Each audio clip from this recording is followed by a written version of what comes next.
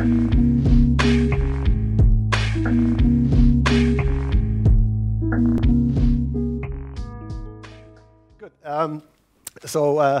Yeah, my name is Norbert Wirth. I'm heading up data and science for GfK Group, which is a large market research firm. And obviously, we're a data-driven business. So for us, this is really at the core of what we're doing. It's absolutely critical for us. It helps us to answer our clients' problems, answer our clients' questions. I'd like to very, very briefly introduce my panelists, but I asked them to introduce themselves. So I'll just give you the names, and I'll skip academic titles, even though on this particular conference it feels wrong, but I decided to do that. So I'm starting here with Raoul Kübler from Istanbul University. Next to him in the middle, you have Andreas Braun, who was already hijacked by another panel session. Esther, I'm having an eye on you. And on the other end, we have Martin Szugat, who is the program chair of the Predictive Analytics World in Berlin. So an important person, especially if you guys want to land a paper there, right? Talk to him after this session. Yeah, and you see we have an eccentric mix here. So we have someone who represents the academic world and the academic perspective on machine learning and marketing. With Andreas, we have someone who really comes from the industry side, who lives and breathes that every day. For them, it's about money every day. And of course, with Martin, we have someone who's sort of a little bit in between, right? He runs his consultancy business with Datentreiber, where he helps companies sort of to get their head around big data and machine learning. But in his role as the program chair of the Predictive Analytics World, he has a very good sort of overview of what's going on, especially, and Martin, correct me if I'm wrong here, on the application side. And with that, I would like to ask you guys to talk a little bit about yourselves, give a little bit more background maybe, and explain your involvement in the topic area. So where do you get in touch with machine learning problems and their application? Martin, maybe you want to go first. Thanks, of course. Thank you for the invitation, Norbert. Great to be here. Norbert also already introduced me. I'm the founder and managing director of Datentreiber, which is a data-driven business consultant company. But in my second job, I'm the program chair of the Predictive Analytics World. And my background is I studied bioinformatics. Today you would call it data science for biologists. And the whole study was about data mining, machine learning. About 15 years ago, I was the first semester who studied this in Munich. And this is, so 15 years later, the machine learning and predictive analytics and data mining is now applied in the industry, especially in marketing and sales and service. But there are so many new technologies, new algorithms. And so my job is to find companies who apply these new technologies, these new algorithms to real world problems in the marketing or other industries, and yeah, to create benefit for companies for that. All right. Andreas, you want to go next? Yeah, sure. Andreas Braun, I'm heading up global data and analytics at Allianz. It's a corporate group function. This is maybe interesting for this community because Allianz is a very, very old and extremely big organization. So we have 150,000 employees. We have just above 100 billion revenue. And this brings a couple of problems. So Allianz could be a little bit relaxed about digital changes and analytics and so on, because this year we'll probably make 11 billion of profit. So there's not really a rush, but still Allianz decided to go into this big data and analytics world, including machine learning, as fast as possible. And Allianz decided to do so by hiring people from the outside. So we don't really have a team with a lot of insurance knowledge, but we have everybody from the outside, from the digital companies. And as a matter of fact, I was a close colleague to Norbert previously. I was heading up business applications at GfK, so that was basically software development, big data, and these things. All right, Raoul. Great, thank you again for inviting us. Big honor to speak here. So my name is Raoul Kübler. I'm from Ozyegin University in Istanbul. We're a very young startup university founded in 2008. We now have 8,000 students. We have a pretty large marketing department for a young university with 9 professors with different interests. So what is common to all of us is that we all have a quantitative background. Most of us working in predictive analytics, and given the many chances that now come with social media data, we feel like a kid breaking into a candy store. So the only problem for us was that most of the stuff you find in social media is written content. So we needed to find a way how to cope with that and to feed our classic predictive models with such data. And then, of course, machine learning, natural language processing is a great help to go on with that and to process that data into a format we can use with our models to target consumers, to give recommendations to companies, what might be interesting to consumers, measuring preferences and stuff like that. So when I hear you talking about the benefits you see from an academic perspective, I wonder, did we pick the wrong topic for this panel, right? Is machine learning a game changer in marketing or maybe not, right? Is it just a tool that people use that help us to solve problems that we had a harder time solving before, or maybe we couldn't solve before? Or do you think it is a game changer? It's a very good question. So for me, the question, first of all, is what is a game changer? So, I mean, if we look at marketing, marketing is pretty much defined by what do consumers expect from our company and what can we deliver to consumers. So it's about consumer preferences and how consumers will react to certain marketing activities. And from that point of view, I'm certain machine learning is certainly not changing the way how consumers will react. Nevertheless, machine learning helps us to decrease uncertainty. And if we look back in time, and especially your company was involved in that, panel data and all what came in the 80s and 90s, panel regression and all that stuff, helped us as well, again, to decrease uncertainty and to better understand what our consumers want and are seeking for. And I'm seeing this actually, or this is the same development we see now with machine learning. So it's a great tool for marketing managers to look into consumers' minds, to explore what matters to consumers, what kind of consumers are referring to other consumers. And here certainly this is a kind of a game changer in decreasing uncertainty and getting better access to data and to insights. But I don't think it will change the way how consumers will generally react to marketing activities. Mm-hmm. Is it maybe, again, I'll stick to this. Are we maybe asking the wrong question?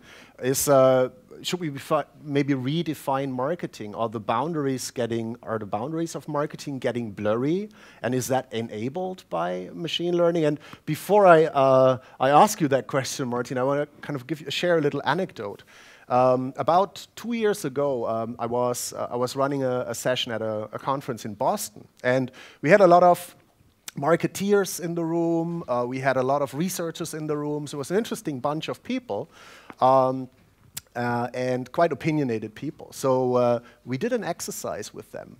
We said, let's look a little bit into the future, say 5 to 10 years, right? And how many marketing decisions will be taken by machines and not by humans anymore? And just by asking the question, you could tell that many people in the audience felt a little uncomfortable with that. Like, whoa. Questions like, whoa, what does that mean for my job, for my role in the marketing chain at the moment? Is that something I would want? That's a bit creepy, isn't it? And I had a massive grin in my face when I saw their heads spinning. The answer they came up with, and you probably already guessed, I see that from people nodding here, people were heavily leaning towards, oh no, it's still going to be more humans, isn't it, right? Because machines will not be able to take decisions. And then I sort of provoked them and I said, like, really? I mean, do you understand how many decisions in marketing are taken every split second, right? This would be totally impossible for human beings to deal with. So already right now, and I recall AppNexus, a colleague from AppNexus being on the last panel, I mean, all these decisions couldn't be taken without humans. But is this still marketing, or are the boundaries getting blurry, Martin. And again, when you get all these papers for the predictive analytics world, you must see tons of different use cases from all sorts of industries. Is this, again, is it getting broader now, and are we dealing with problems that historically wouldn't have been considered a marketing problem because we have these powerful machine learning algorithms? Let me first answer your first question, because I don't think machine learning is a game changer for marketing. I think it's the other way around. Marketing is changing, and to adapt this change, companies have to apply machine learning. Because the problem now is, in the past, marketing was mainly advertising. But now there's a new mantra, so most companies see that service is the new marketing. But the problem with service is something very personal, and it's very, it needs a high involvement from the brand, from the company to serve a customer. And without machine learning, without automating those business processes, marketing processes, the service wouldn't be possible.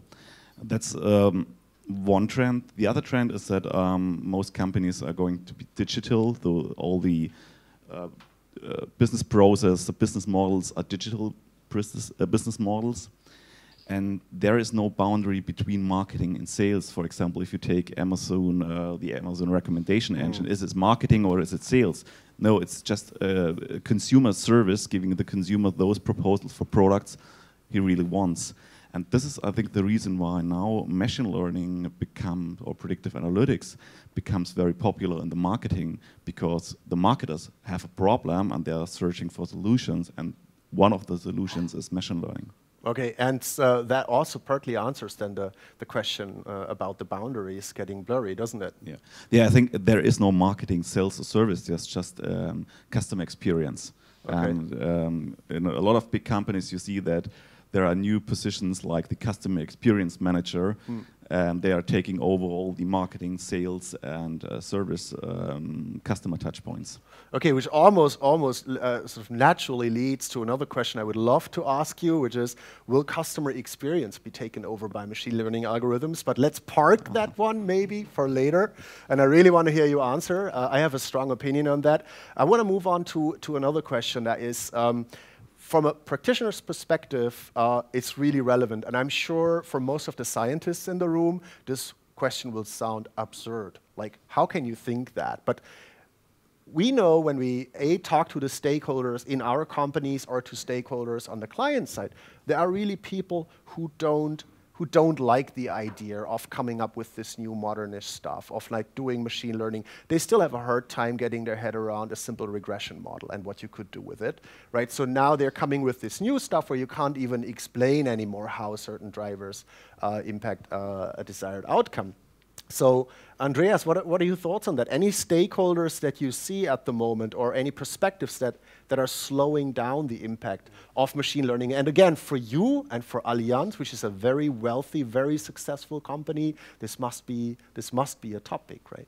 Yeah, that's absolutely a challenge, and we were discussing whether I should just list them by name here. And, I said yes, go for it, right? It might be a career-limiting move, though. Right? But I see a couple categories where we have limitations. One is certainly the organization, the organizational silos. I mentioned that we are a pretty big organization, and there are certainly lots of people who don't believe in that, and that's a challenge. And we have a huge legacy we carry, and big limiting factor is typically IT with legacy applications. Actually, the question how to get the data, the cleanliness of the data, and many issues there.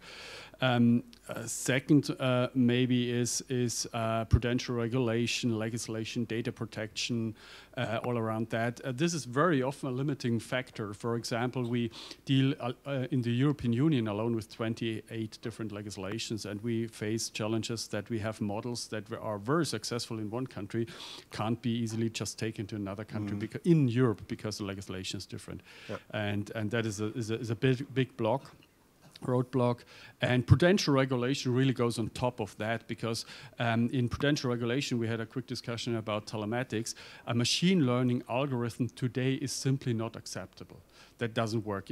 Everybody knows typically it delivers better results than rule-based type of approaches or statistical approaches, especially in telematics. Insurance would work does work much better, but it's not accepted as is at the moment. So there needs to happen a lot of change.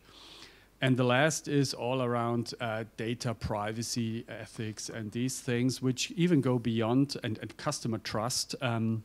This is a limiting factor too, because not everything that can be done should be done. So for instance, I'm a strong believer that what we could do in health insurance with analytics and machine learning, like predicting severe diseases based on DNA or other factors or health history, could certainly, to a certain extent, make some people not insurable anymore, so, or at a very high cost. But I personally believe ethically that's completely not acceptable. So no go. Yeah. So we set our own limits here, and there's also legal limits. Yeah. I don't know. Is it a relevant question for an academic? Whether there are sort of issues that the legal environment, or roadblocks that come out of the legal environment we're dealing with, data privacy, or do you guys not worry about that too much? Well, of course, we are bound to ethical regulations, and most of these things come out of academia, so we set our own rules and we discuss that. If we talk about publications in marketing journals, for example, we need to prove that the data was gathered in an ethical and legal way. Otherwise, we are not able to publish that, and especially in marketing research, I know several examples from the last 2 years where people collected, for example, data from Facebook, and there was a lot of discussion going on whether this has been done in a legal and ethical way.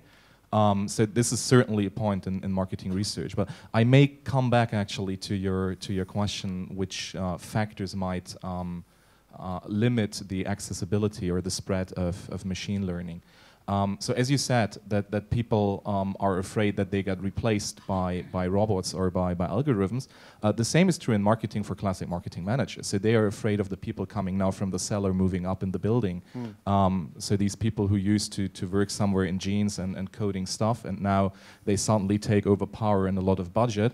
That makes a lot of people afraid actually of what is going on. And I think we need to bridge both sides, and we need to find a common language that both sides are able to talk to each other and to convince each other of the opportunities each field brings and adds to the other field. It's in preparation for this conference and for this panel, I spoke to a couple of people, data scientists, marketeers, etc., to kind of see what problems do they deal with every day, and what really bugs them most about this whole topic. And it was a relatively young bloke who I just asked the question, look, where do you see the major roadblocks? I personally think machine learning could be a much stronger driver for marketing than it is already.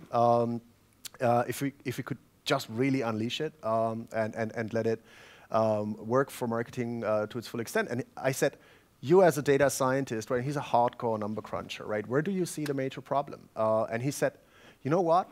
I think it's the marketeers themselves. Because they often want to stick to this old world model where any statistical method has to be so applied, right, for their business problems, has to be so simple that they can understand it. And if that's not a given, they really struggle with it, and they don't want to give away on that. So I found that a quite remarkable quote, and he was very upset. He was very upset about that, I can tell you. But anyways. Let's crack on. I think we touched on a very, very delicate subject here. Andreas brought up the relevance of the legal environment, respecting data privacy, ethical questions. Again, for applying machine learning techniques in a marketing context, this is obviously relevant, but let's change perspective. How do consumers react? So how do consumers react to marketing measures, or let's define the boundaries really, really very broadly here, when they're exposed to something that is the result of a machine learning algorithm? What do you think? Or when they hear about it? Who wants to take it? Andreas, you want to go for it? I can start, give it a start. I think there's two things. I think for consumers it's good as long as it's really useful. For companies in the future, I believe the most important thing is to stay in the relevant set of consumers. And if machine learning, and it definitely does, helps us to deliver better results, and that works already pretty well, then I think consumers will accept it. They accept the better results, the more useful results. However, there's other stakeholders that are relevant. For instance, one is press, and whoever had a closer look at the German press in the last 6 or 10 months or something, there's so much noise and talk about algorithms taking over the world. There's lots of talk that Google, for instance, cheats, and now Volkswagen maybe, or some other car manufacturer. Oh, it was Volkswagen more recently, I think. Yes, it had to do with diesel engines. That was rule-based. That was not machine learning. So, but I think there's two sides to the coin. I think consumers will accept if it's good and if the basic data protection is okay and that doesn't sneak out and there are some limits. And then there's other stakeholders who might fear that quite a lot more, and they are probably powerful too. Can it be good for a consumer, Martin? Do you think it can really be a positive consumer experience? Yes, as long as it perceived as service and not as advertising. I think people accept recommendations, for example, product recommendations, as long as they understand that it provides value for them. But for example, if you take a look at a lot of product recommendations on websites or emailings, all the recommendations are implemented with the goal to make more revenue, and they're trying to sell products to people who don't want to buy those products. And this is what I think get the people upset about recommendations, personalization, because it's not implemented for bringing value to them, but only for the company. And then there's this topic, it's about customer experience, and I think the personalization has to focus on a better customer experience and not on increasing revenue. That's a difference. And I believe consumers will increasingly use machine learning to fight spam and other unwanted marketing. Yeah, I do, but not to 100% successful. But in a way, we're all consumers, right? So it's a question I would like to pass on to the audience, right? We'll get to your questions later, for sure. But I want to ask you a question. Who has been targeted by an ad in the last couple of weeks where you felt, okay, not that quickly, it's getting a bit more sophisticated here, where you felt like, gosh, I know why I'm getting this ad. Anyone, did that happen to anyone? It certainly happened to me, I can tell you. Okay, and who has been targeted by an ad where you felt like, I'm interested in that product in the last 2-3 weeks? Okay, not that many. So AppNexus, there's work to do. Right, where is he? There's definitely room to improve. I recently had a situation where my daughter was using my laptop at home, and she tried to find slippers for her granny, right? Unfortunately, from that day on, for a couple of weeks, I got so many ads for old-fashioned felt slippers. It was beyond belief, right? So it's targeting, I think, going wrong, and I agree. I think if it's a positive consumer experience, right, if it makes sense for people, they will hopefully be fine with it. Now, but let's move on to our serious territory here. And let's get back to organizations and to the big corporates, right? There are stakeholders we'll need to convince. And we talked a little bit about the difficulties, siloed organizations, right, where data might sit in one silo and the data science expertise might sit somewhere else, and they don't really talk to each other. Maybe they're not even allowed to talk to each other, or there are legal issues. At the end of the day, given that we can deal with the legal issues in a reasonable way, respecting all laws and data privacy, we might still need to convince some senior executives to use machine learning methods more broadly, right? Because it will elevate their businesses. And again, even though it's a bit of an unusual step now, I would like to ask you, Raoul, from an academic perspective, because you see the new stuff, right, that's coming, right? So do you think we'll find the right arguments, and what ideas come to mind when we really have to convince senior execs to do this more proactively, to use machine learning more broadly? What comes to mind? So we face this situation often in our management and executive classes, where I realize actually when I'm talking to, and I'm sorry to say that, people above 40, they get these little wrinkles in their face when it comes like to me. machine learning. No, sorry. But most actually senior marketing managers are not very convinced of what is going on, and I largely think it's because they don't understand the opportunities. So use cases help a lot. So the moment you bring up a good use case, or you show what is possible in terms of targeting, and you translate actually the algorithm problem into an actionable task that they know from marketing, they suddenly realize that, hey, there is a way I can decrease uncertainty and I might be able to take a better decision that helps as well my own career. They don't feel threatened anymore by what is coming up there they don't understand yet. And so that was as well the reason why we decided at Ozyegin University to form a program where we train both sides. So we are approaching engineers that are involved in the program and train them in marketing speech so that they're able to better sell their product and the advantages of machine learning and big data analytics. And at the same time, we try to train actually managers and to get them an update what is possible with predictive analytics, big data, and machine learning, so that both sides can come together and speak a common language to build this Tower of Babel, actually. What a beautiful situation. So education of both sides and understanding the other side might be the trick, right? So maybe we should all seriously think about that. Andreas, feel free to pass on that. It's a bit of a tricky question, isn't it, for us? Or you want to go for it? Maybe not. I don't really agree that's a problem, honestly. For top managers, machine learning as a topic is totally removed, it's far away. And whatever delivers good results, and I would understand that if you are a data scientist, you're happy to test your results anyway, at least A/B or ABC testing or something, and compare them against what is currently used. Everybody wants to know how you perform. And if you can prove that you perform better, then that's totally not a problem. I also think, quite frankly, the problem is somewhere else. Machine learning is one element in a bigger ecosystem, in the big data and data governance things and so on. And it's just one element in that. Where you have a problem is in large organizations, as far as I know, is typically with the big data ecosystem, because they directly attack what IT is doing. If you start your big Hadoop cluster or something, and this is a new way of IT, this is a much larger issue. To start that, and if you talk about cloud, it's even worse. Okay, we want to leave a little bit of time for questions from the audience. If you guys want to start thinking about your questions, I have one more for you guys, and it's the unavoidable. What's your vision? You're all three involved in the topic. You all three deal with machine learning in a marketing or in a commercial environment. What's your vision? What's your perspective on this? Where will it go? Martin, you want to go first? Yeah, though I also think that education will be necessary to transform marketing and also to educate marketers that they get a better feeling what's data mining, predictive analytics is all about.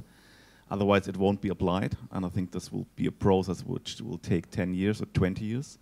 So it's not a matter of technology, it's more a way of understanding and also of changing the way marketing is done. It must be more like experiments, it must be more lean.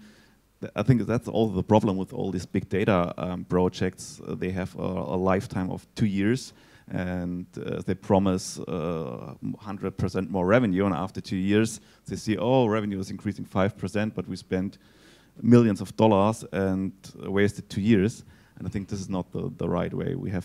Marketers have to learn, and also IT has to learn that you are performing experiments, and you have to go not to make a big step, but a lot of small steps, but much with much more velocity. So you're not expecting the one big breakthrough revolution. You think it's going to be sort of step by step? Yeah, it's small steps, but the steps have to become much more quicker. That's. Andreas, where do you see or what's your vision? Do you expect a big breakthrough? What's going to be the contribution of machine learning? The future will be Allianz owns the insurance vertical by delivering the best user experience and offering the most relevant services using machine learning and big data. Okay. I'll send you my CV. Okay. Raoul, what do you think? What's your perspective? Where's going to be the big breakthrough? I'm not sure if there will be a big breakthrough. So I'm more curious to see how consumers will react in the future to that. So I think this is going to be the big question, because as you said, we saw it with targeted advertising, right? And more people are using ad blockers, despite actually that there might be utility in that. And I think the next big step ahead is making people believe that this is a useful development and that they shouldn't listen to these tin-foil hat people saying that this is the new Skynet coming up and we will be taken over by machines or something. So I think engaging consumers and making or convincing consumers that this is something in their own interest might be a big breakthrough that brings us on the right way to fully implement that without having any sorrows about consumers being, not too happy about us spying in their data. So. Good. So with that, I'd like to open it up to questions from the audience. About myself, I think it's a very tricky one, and I must say, I go with the huge development I expect in improved user experience. I think that's the point where we can convince, and I think machine learning is more than capable of helping there, big time.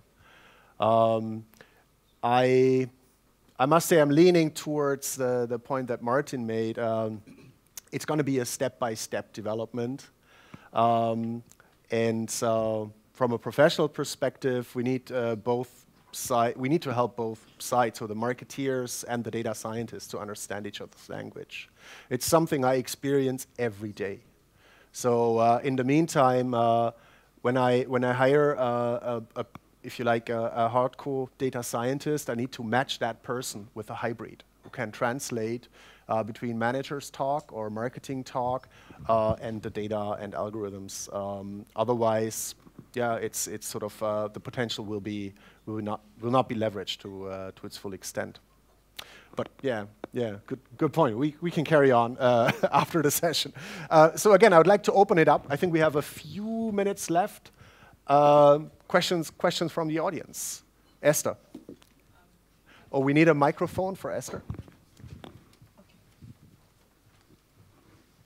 So please say who you are. Yeah, so I'm Esther Dyson, representing Yandex Data Factory. The thing about the ad blockers is actually it's very interesting to watch this unfold. And it seems to me your challenge is that because people don't understand what you do, they mistrust you. If you ask them to do the job themselves, they wouldn't want to do it either. So the challenge is explaining how you select ads and then creating a user-generated ad blocker / selector that gave them free content. In other words, the visibility is the key here. And I wondered, because you sell to marketing entities, whether you've come across anybody doing that well.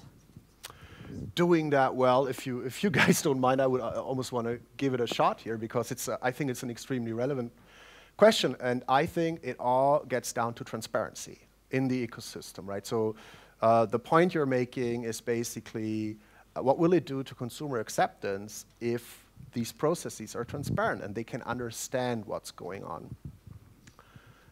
I really have a hard time coming up with an example of someone who does it extremely well, I must say. I would say Amazon does a pretty decent job with the recommendation engine they've developed. Well, that's not particularly targeting ads, right? It's recommending products, and I would say in that field you'll find other examples who do a pretty decent job making good recommendations. In ad targeting, I have a hard time coming up with real good examples. The best one at the moment, I would say from my personal experience, probably Facebook, who do it pretty well. So it's the one example where I know many people understand why they're seeing these ads and find them interesting. But I'm sure you'll find tons of people who will tell you the exact opposite. I happen to know a little bit about the algorithms, and I think they're doing a halfway decent job. Anyone else wants to take the question?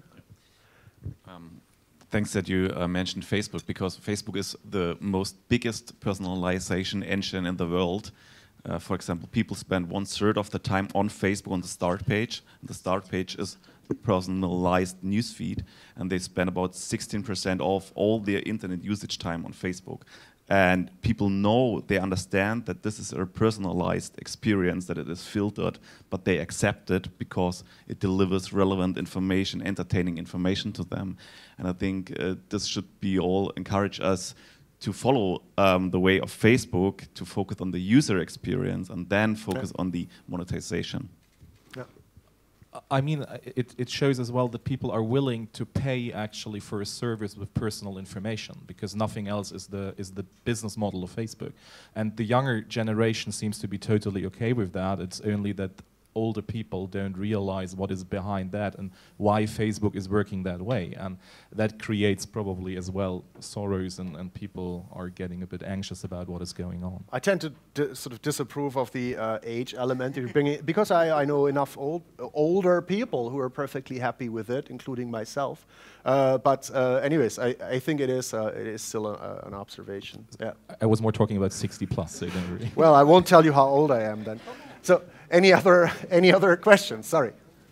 Yes, go ahead. Yeah, I'm Zeke from Amazon, and this is kind of a follow-up question in the same vein, because I think it's probably the most interesting area, which is the kind of ethical considerations. I mean, machine learning is fairly abstract. Marketing is direct contact with the users, and you guys are kind of a diverse selection. Your positions within your, like your companies and stuff are fairly diverse, and so I'm curious what you guys see as your roles in setting, guidance of policies for, these ethical boundaries or ethical responsibilities for, marketing and stuff like that. I mean, clearly it's not a new topic, so I figure probably each one of you as an educator would be one, or as a, a publisher as another type of thing. They might have different views on that. Quick statement. Yeah, as long as it serves the customer and the customer has the choice to give data away or not to give data away, I'm fine with that, and I think that's what should be guide everyone who's using personal data. Yeah, we do this on a very much on a country-by-country basis. So we are extremely careful in Germany and some other countries in Europe, and in other countries we do even cookie tracking and profiling customers but only for anonymously and for real-time usage. So we don't really store that and so on. Yeah, we're just running a study where we look at ethical perception of how companies deal with data, and we see that there is a large difference actually in what people perceive to be ethical and unethical across countries. And I think it's probably the responsibility as well of research to give more guidance to companies as well, what people might accept and what people might not accept in the future. So that is homework for us to do. I work in an industry that has is free to approach consumers in an unsolicited manner, because we promise that we'll never pass on personally identifiable data, and I want us to stick to that. That's the standard for me. Esther.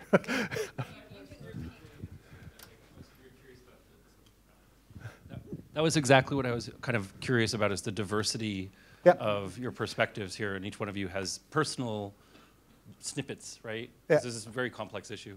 It is.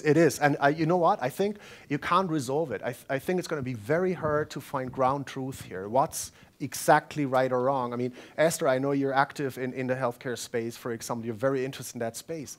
It's incredibly complex. You heard Andreas' point earlier, right? So we could probably do very good things there if we could have access to data at the same point. You have massive ethical problems, right? So, but I think you had a follow-up question. Yeah, just I'd love each of you to give an actual quantitative percentage estimate of what percentage of the people that you serve actually understand how much data you do collect. Who's that question for? Is that for me? Is all it of you. For all of us, okay. Again. Across the spectrum. Maybe I go first then for a change. It's, I would say, in our case, the percentage on our client side is relatively high. Consumers, it's fairly low. Say 20% plus minus pretty high margin here. I really don't nail me down on that one. It's difficult. Well, for us, it's very difficult because we are collecting public available data from social networks like Twitter and Facebook for our research, and to train our algorithms or to play a little bit around, we are using public interest groups, so which are determined by our own interests. So I'm a sailor, I'm using the sailing group on Facebook, I'm training my algorithms and playing around just to predict and look. So sometimes I give feedback to the people in the group what I found about how emotional such certain discussions are. And usually, sorry to use that word, I end up in a total shitstorm because 99% of people just play me to be the NSA or whatever and the devil in person, and they're going to sue me and whatsoever. And only if I reveal, actually just check the legal requirements of Facebook and I'm only taking public data, they realize actually, oh, damn, everything I'm writing here can be actually extracted and can be processed. And it's interesting to see how after that the interaction with the group changes. So suddenly many people who were very active become very silent. So I would say, yeah, 80 to 85% are totally unaware of what is going on. Okay, Andreas? Yeah, I'd like to give a disruptive answer. If you look at our products, I would assume that depending on the product and the product's complexity, most of the people understand what data we use. So if you talk about a motor product, which is rather simple, there's a couple of parameters and attributes that are used, and I would assume that everybody who can read understands what data is used to calculate the premium and to assess the risk. So on the product side, it's a lot of transparency. If you don't look at it, you can look it up. It's totally transparent. It's certainly a different game if you go to our web page in some countries and cookies are tracked and stuff, and this is a different thing. So I work for a lot of companies, for example, for a bigger German TV station. And to answer this question for this TV station, we had about 26 million, for example, Facebook fans. I think only 1 or 2% of the users or consumers understand which data is collected. But I also only think that about 5% of the people working at this company know which data is collected about their users, customers, and they only use about 1% of the data. So a lot of this German angst is bit unnecessary. Yeah, a little bit unnecessary because companies are not capable of using this data. Yeah. Xenia, do we have time for one more, or shall we cut it? One more question? Okay. Okay, hello. Raoul Swaminathan here from Deutsche Telekom Innovation Labs, Berlin. This is not much of a question, more as a comment from what I've heard, and maybe you can reflect on that. 2 points. There was a question earlier from a lady asking about how do big enterprises or companies, can they give data away? And to that, just as a comment, we've been working recently on trying to synthesize data, looking at the real data and trying to synthesize similar fake synthesized data that would perhaps go or bypass or perhaps satisfy some of the legal constraints towards exchanging or giving data away. I'd like to know what your opinion on such approaches perhaps is, or have you already been looking at such approaches? And the other question is, again, regarding to the privacy aspects. Raoul, I think you mentioned exactly this example with how the people's behavior changed. There's a team at the Technical University of Berlin looking exactly at privacy and concerns and how users' perceptions are and how they react to sharing of data. And it's not just about I'm giving away my data or X data for this purpose to this company, it's what else can be analyzed with it, and the unknown that what else can one perhaps in the future or next months derive from this data together with other sources to get a better profile which was unexpected. I think that's the fear. What do you think? Thoughts, comments? Yeah, synthesizing data, we are aware of that, and that's a very interesting approach, but I would assume it only satisfies certain use cases, but for those it's interesting. What we also watch very closely is privacy by design frameworks and the idea to give the customer or consumer the control over his or her data. And this seems to be very interesting. It's specifically interesting because it seems that the European Union and Commission is following that route. Well, I think data sharing is for us not a big point because in this stage, we usually collect our own data by crawling. Only if we work together with companies, we get data from them, but then the company decides on what we get and what we don't get. Sorry to interject here, but it's pure irony what you just said, right? By crawling, you collect your own data. Of course, you collect people's data that sits out there, but carry on, keep going. Carry on. Yes, it's definitely true. So yeah, we are collecting other people's data, but once we have it, we perceive it to be actually, first of all, our data. We share, by the way, so we are, as scientists, we are required since 2 years to share the data we use. So once we have the data, and we publish work, they ask us to give other people a chance to access the data. First of all, because of fraud issues, and second of all, to engage more research on that data. Your second question was about privacy issues and what people see there. It's an issue, yeah. So, Martin, a very quick comment. Yeah, I think the key to solve this privacy issue is, again, user experience. Because, for example, Facebook makes a very good job. The moment you enter data on Facebook, the website is personalized. So it changes the moment you enter something. And I think this is the way to get people, to motivate people that they give away data because they want to give away data, because they see immediately what's the result. And I think this will also be a challenge for machine learning algorithms to react immediately on new input from the user. Good. I think with that, we probably have to wrap up. Again, I'd like to thank my panelists. Thank you very much for coming. I think it was a very interesting discussion. Thank you to the audience.